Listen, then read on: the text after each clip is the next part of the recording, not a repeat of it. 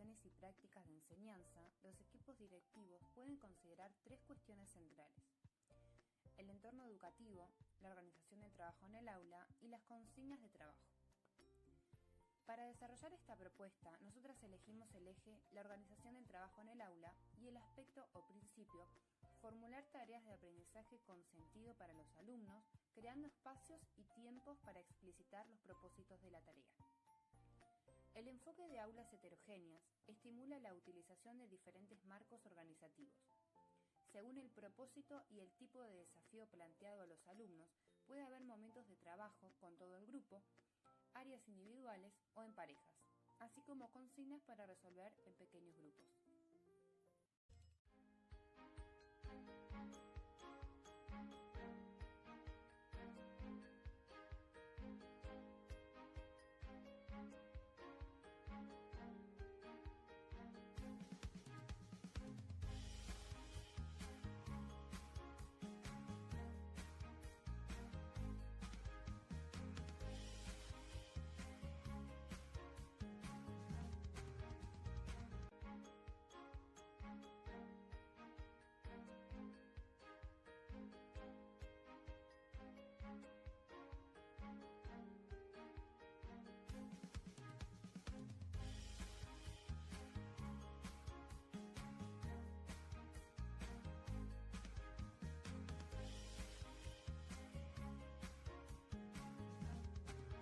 La propuesta está dirigida hacia primer ciclo para alumnos y alumnas de primer año. El área que elegimos es matemática del bloque operaciones con números naturales y el contenido es cálculo mental de sumas y restas. Ofreceremos oportunidades en el que se use el resultado numérico de un cálculo fácil o conocido para resolver otros cálculos nuevos. Se propone un juego de kermés, el cual estará conformado por numerosas postas con el objetivo de construir y utilizar estrategias de cálculo mental para resolver suma y resta. Los alumnos elegirán qué juego van a jugar y si lo van a realizar de manera individual, en pareja o de grupos, dependiendo del juego. La finalidad del kermés es que los niños y niñas puedan desarrollar distintas estrategias de cálculo mental en donde se ven incluidas las operaciones de suma y resta, con la finalidad de obtener como recompensa puntos para acceder al último juego, el kiosco, en donde podrán comprar los productos que ellos deseen. Consideramos que el juego del kiosco permite llevar a cabo actividades con sentido para los y las alumnas, en donde los mismos pueden desarrollar distintas alternativas de abordaje para poder realizar compras. Este juego cobra sentido para aquellos y aquellas que van a hacer los mandados solos, con algún familiar o también para quienes aún no lo hacen, ya que es una situación inmersa en la vida cotidiana de este sistema capitalista. Consideramos que el juego en el área de matemáticas es una herramienta que permite llevar a cabo ciertas problemáticas. Entendemos que el mismo no debe ser jugado una sola vez, sino varias, y luego se debe realizar junto con los y las estudiantes la institucionalización para dejar por sentado el contenido matemático que lo sostiene.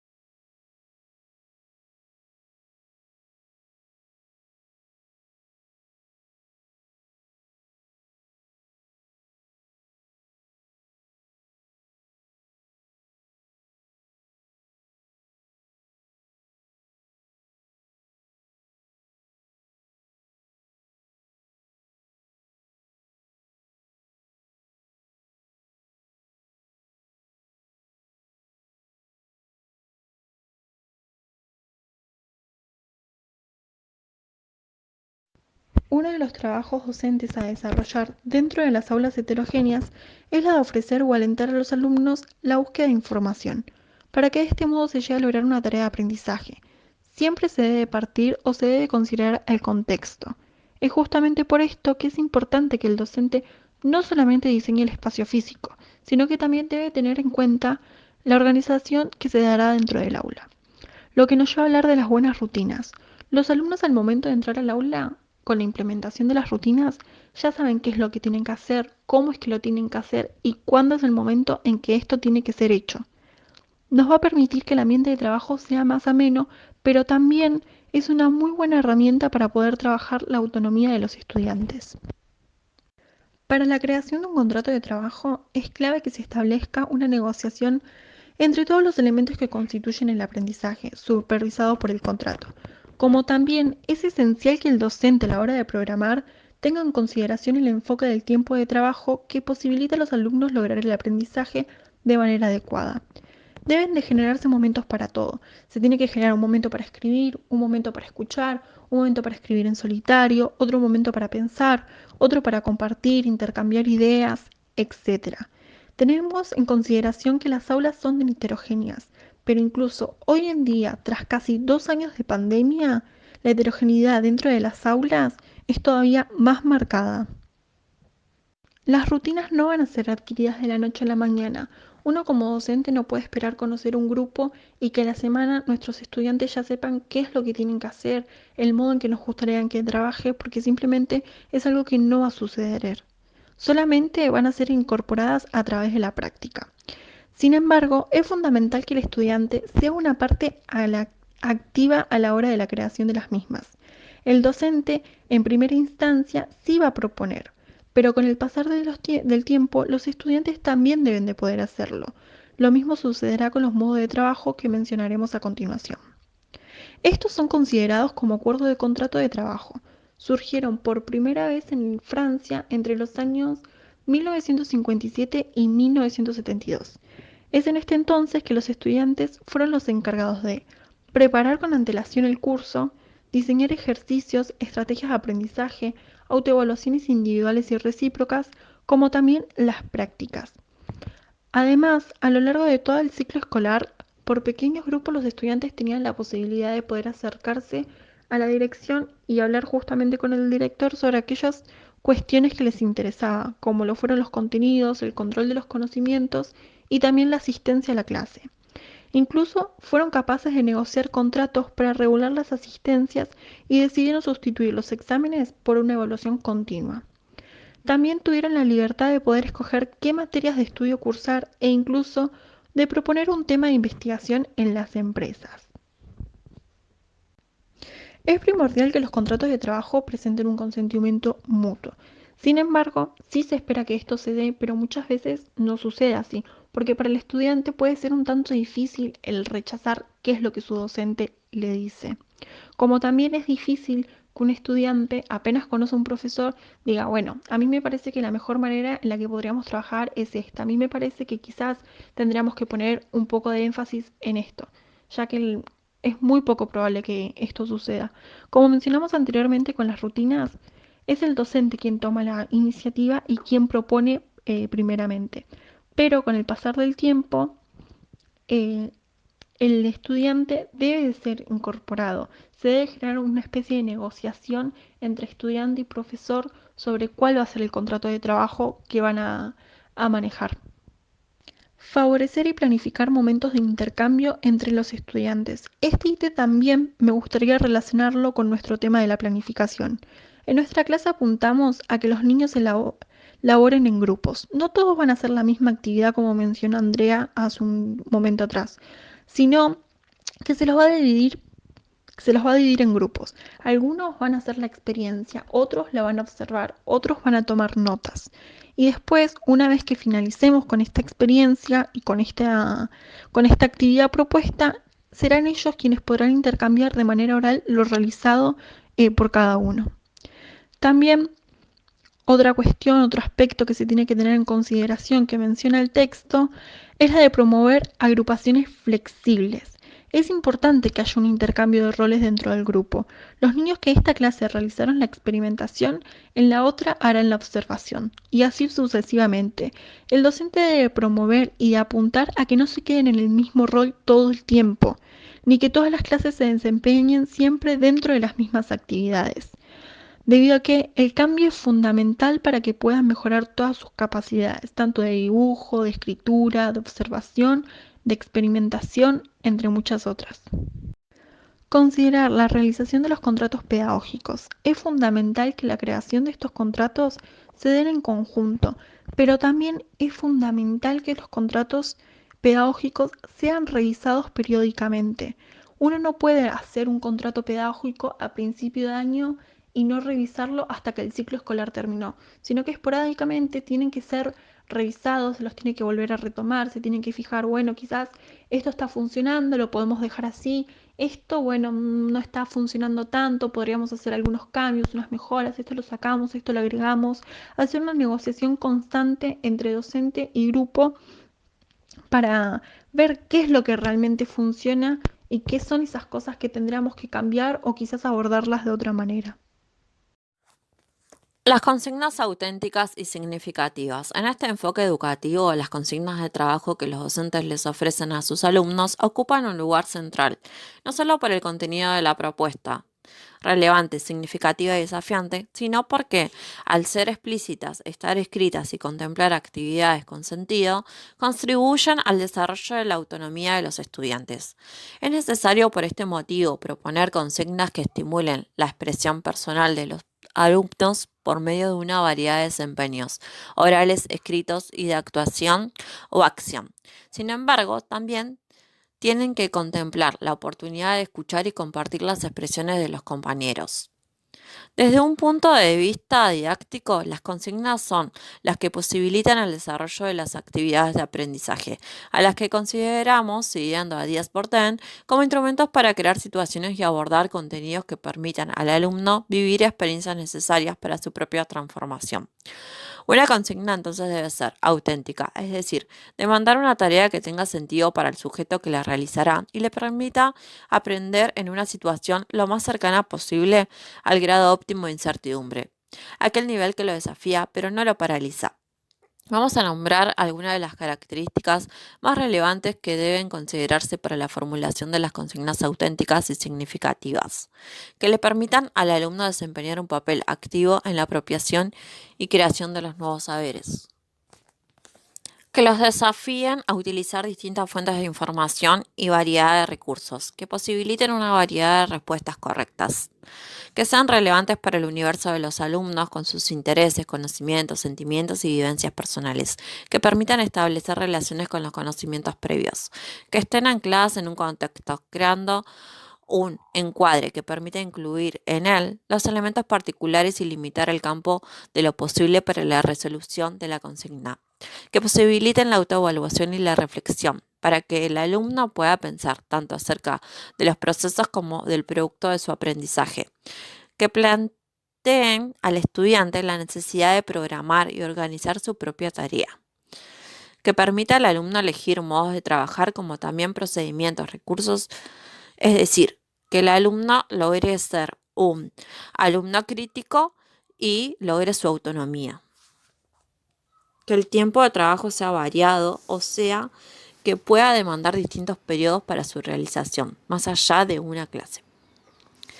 No es necesario que estén presentes todas estas características, pero sí sirve para orientar en el estilo de las consignas, para desarrollar a promover un aprendizaje diverso, significativo y cada vez más autónomo. Moro reflexiona sobre el uso de las consignas y sugiere que sean también objeto de enseñanza y de reflexión en la formación docente. Al formular las consignas de trabajo, entonces, es necesario tener claro los propósitos de la enseñanza y los objetivos que se pretende lograr. Saber qué queremos que aprendan, conocer los modos de pensar y comprender de nuestros alumnos atravesados hoy por las tecnologías de la información y la comunicación para poder ofrecerles propuestas desafiantes, contribuir para que los alumnos identifiquen sus fortalezas y debilidades con relación a sus avances y los resultados de aprendizajes. Consideramos que una práctica educativa tiene el carácter de intervención cuando intenta producir algún cambio en los alumnos, enfocado en aulas heterogéneas. Este propósito tiende a ser clave. Proponer un trabajo pedagógico clave alrededor de las consignas de trabajo apunta a considerar cuál es el tipo de tarea que se les ofrece a los estudiantes. Doyle tiene un concepto de tarea para referirse de la manera en que el trabajo de los estudiantes es organizado o estructurado en una clase y menciona que el análisis de las tareas se centra en 3 componentes esenciales: un fin o una meta para ser logrados, un espacio problemático o un conjunto de condiciones y recursos. Y por último, las operaciones involucradas en el ensamble y uso de los recursos para llegar a lograr los objetivos. Otro aporte relevante para reflexionar es el de Brunner, que sostiene que el problema de cómo enseñar se divide a su vez en subproblemas. Referimos a aquellos que resultan pertinentes para profundizar y comenzar a pensar de qué modo la formulación de consignas de trabajo puede colaborar con la enseñanza. Vamos a nombrar, por ejemplo, el problema de la actitud. Brunner propone favorecer propuestas que colaboren a los estudiantes, adopten una actividad con una actitud abierta y reflexiva a la hora de aprender, que descubran por sí mismos y que elaboren hipótesis. Otro que él también nombra es el problema de la compatibilidad. También el problema de la motivación, ya que el alumno debe tener una motivación, ya que la meta que persigue el sujeto intrínsecamente motivado es la experiencia del sentimiento de competencia y autodeterminación, sentimiento que se experimenta en la realización misma de la tarea y que no depende de recompensas externas, lo que sería propio de la motivación intrínseca. El problema del repliegue sobre sí mismo, que puede considerarse en línea con una propuesta de consignas que favorezcan los procesos metacognitivos para que los alumnos entiendan cómo es el proceso del propio aprendizaje. Y por último, el poder del contraste. Brunner refiere a la capacidad para manejar adecuadamente el flujo de información para que pueda ser utilizado con el fin de solucionar dificultades. De las orientadas las consignas auténticas y significativas. En este enfoque educativo, las consignas de trabajo que los docentes les ofrecen a sus alumnos ocupan un lugar central, no solo por el contenido de la propuesta, relevante, significativa y desafiante, sino porque, al ser explícitas, estar escritas y contemplar actividades con sentido, contribuyen al desarrollo de la autonomía de los estudiantes. Es necesario por este motivo proponer consignas que estimulen la expresión personal de los alumnos por medio de una variedad de desempeños, orales, escritos y de actuación o acción. Sin embargo, también tienen que contemplar la oportunidad de escuchar y compartir las expresiones de los compañeros. Desde un punto de vista didáctico, las consignas son las que posibilitan el desarrollo de las actividades de aprendizaje, a las que consideramos, siguiendo a Díaz Porten, como instrumentos para crear situaciones y abordar contenidos que permitan al alumno vivir experiencias necesarias para su propia transformación.